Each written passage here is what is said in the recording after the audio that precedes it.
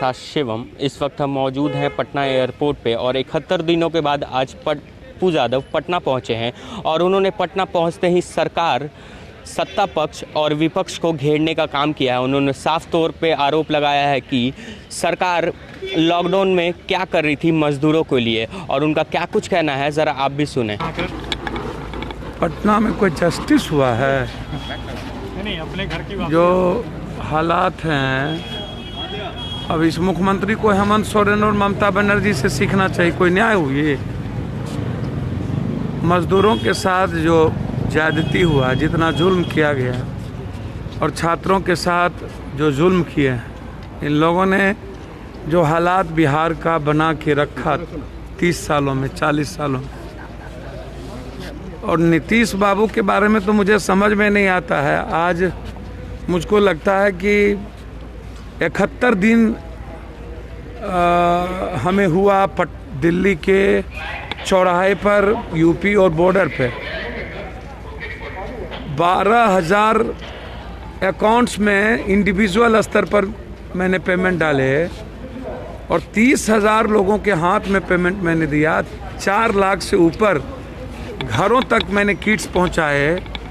जो हालात पैदा थे, एक तो केंद्र सरकार मन की बात जोग के अलावे उनको 70 दिनों के बाद इनको याद आया कि सबसे ज़्यादा परेशान स्थिति कोई यदि है तो मजदूर है। मतलब 70 दिनों में इनको समझ में नहीं आई।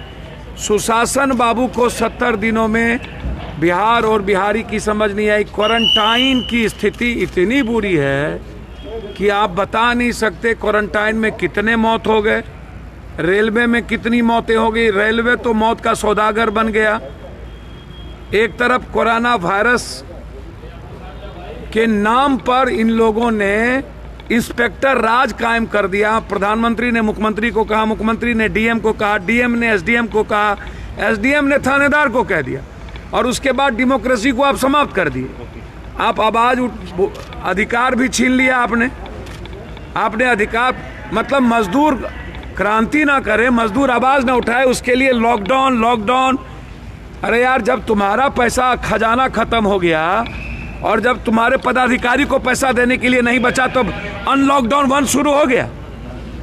और लॉकडाउन 1 में तुमने मजदूरों को 15,000 रुपया देने की भी बात नहीं की मन में। आपने 3 महीना मजदूर खाएंगे क्या, रोजगार क्या दिया जाएगा, उस पर बात नहीं किया। कोलैप्स हो चुकी है, नाकाम हो चुका। होली के पहले मजदूरों को और स्टूडेंट को जाने का आदेश देना चाहिए था कि आप पहले चले जाएं। अब आप जब लाखों, दुनिया में हम 7वें 6वें नंबर पर आ गए कोरोना वायरस में, तब आप अनलॉकडाउन 1, अनलॉकडाउन 2, इकोनॉमी पर कोई चर्चा नहीं, मजदूरों पर कोई चर्चा नहीं। तो हम तो कहेंगे कि अभी भी 30 से 35% मजदूर भूखे प्यासे बॉम्बे में, महाराष्ट्र में, केरल में। लगातार मेरी देश के मुख्यमंत्रियों से बात हो रही है। 5 बार बातचीत हमारी महाराष्ट्र के मुख्यमंत्री से हुई, 3 बार राजस्थान के मुख्यमंत्री से हुई, 2 बार पंजाब के मुख्यमंत्री से हुआ। लगातार हम लोग बात कर रहे हैं और लगे हुए हैं। दिल्ली में बिहार, यूपी, झारखंड के लगभग मजदूरों को मैंने किट्स और पैसे पहुंचा दिए। सर, लगभग बीजेपी द्वारा 9 तारीख से वर्चुअल रैली की शुरुआत की। भैया, मुझे तो समझ में नहीं आता है, इतना आत्मा इन लोगों का निर्लज हो चुका है। राजनीति इतनी गंदी होती है। चुनाव के समय सत्ता पक्ष और विपक्ष कितना गंदा खेल खेल सकता है। सुशील मोदी और विपक्ष एक, और नीतीश बाबू तो जीविका के माध्यम से उन्होंने पूरा का पूरा डिजिटल तैयारी शुरू कर दिया। शर्म नहीं आता, इतना दोगलई। 4 महीने चुनाव बचे हैं, तब 56 दिन कहां थे जब मजदूर मर रहा था, तो क्वारंटाइन में खाना नहीं मिल रहा था, तब कहां थे? मजे ले रहे थे क्या? अपराध माफिया तो बिहार का तासीर बन गया हुआ है। 60 दिन कहां थे ये, जब करोड़ों मजदूर सड़कों पर थे, ट्रेन से कत्ल हो रहा था, मां के सामने मर गया था, तब कहां थे? इन लोगों ने इनके खून में, जहन में जहर है सिर्फ राजनीति और सियासत का। इन दोगलों को कोई मतलब गरीबों से, मिडिल क्लास से, कॉमन मैन से। 12 करोड़ बेरोजगार हो चुके हैं, 12 करोड़, और 40 करोड़ लोगों के पास रोजगार नहीं मिलेगी 3 महीने के अंदर। उस पर कोई चर्चा नहीं है। ये बात करते हैं, रैली की बात कर रहे हैं, बाप रे बाप। मजदूर मर रहा है, खाना नहीं है, यूथ बेरोजगार हो चुका है, और बात ये आनंद ले रहे हैं, ये 1 साल का जश्न मना रहे हैं। किस बात का जश्न मना रहे हैं भैया? पूरी भारत की इकोनॉमी कोलैप्स कर गई, नेपाल और बांग्लादेश आपको आंख दिखा रहा है, आप जश्न मना रहे हैं? आपको शर्म नहीं होता है? आप इतनी निर्लजता पार कर चुके। भारत इतने खराब स्थिति में, वर्ल्ड की इकोनॉमी ने कहा भारत सबसे निचले पदान पर जाएगा, और बिहार सत्ता पक्ष विपक्ष, जिसने बिहार के 12 करोड़ लोग, 8 करोड़ लगभग किसान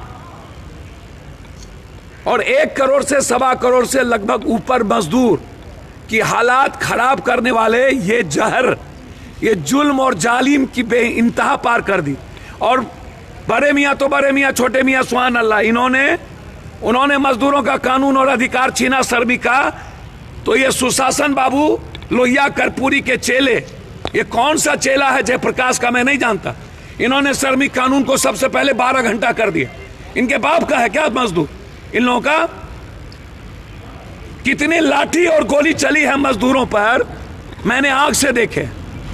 3 महीना बिना पंखा और बिना पानी बिजली के रहे वो। श्रमिक ट्रेन में इन नेताओं के बाल बच्चे को भेजो, 9 दिन के बाद ट्रेन आएगा। इनको औकात का पता चलना चाहिए। श्रमिक ट्रेन में इन मुख्यमंत्री, प्रधानमंत्री, MP, MLA का बेटा जाए, तब जब मौत होगा ना 47 की डिग्री में, तब पता चलेगा। क्वारंटाइन में रखिए इन लोगों को। ये जो हाई वोल्टेज ड्रामा सत्ता पक्ष और विपक्ष करता रहता है, औकात तो है नहीं लड़ने की, न्याय की आवाज की। बस चुनाव आए तो राजनीति का गंदा खेल शुरू कर दिए। अभी सीधा सवाल है, फर्स्ट सवाल है प्रवासी मजदूरों को खाना और उसके अकाउंट में कम से कम 10,000 रुपया। सेकेंड सवाल है जो बेरोजगार हुए हैं उसकी रोजगार की आवाज। तीसरा सवाल है क्वारंटाइन से लोगों को घर भेजना, या तो क्वारंटाइन जो जहर बना हुआ है जानवर की तरह, उसकी आवाज। और चौथा है अपराध को जड़ से मिटाना। अब ये लड़ाई है, ये सुशील मोदी टाइप के लोगों की बात मत कीजिए, ये लोग नागनाथ और सांपनाथ। सरकार के मंत्री 30-30 लाख नौकरी देने की बात। तो आपने सुना कि पप्पू यादव का क्या कुछ कहना था सत्ता पक्ष और विपक्ष पे। जब हमने पप्पू यादव से सवाल किया कि 9 तारीख से बिहार बीजेपी वर्चुअल रैली की तैयारी करने वाली है, तो उन्होंने साफ तौर पे कहा कि जब मजदूरों की उनको ज़रूरत थी तो वो कहाँ थे। ना तो मजदूरों को खाना ढंग से मिल पा रहा था और ना ही उनके आने की व्यवस्था की जा रही थी। बहरहाल आप बने रहे हमारे साथ। अगर आप हमने हमारा चैनल को सब्सक्राइब नहीं किया है तो उसे जल्द से जल्द सब्सक्राइब कर दे। धन्यवाद।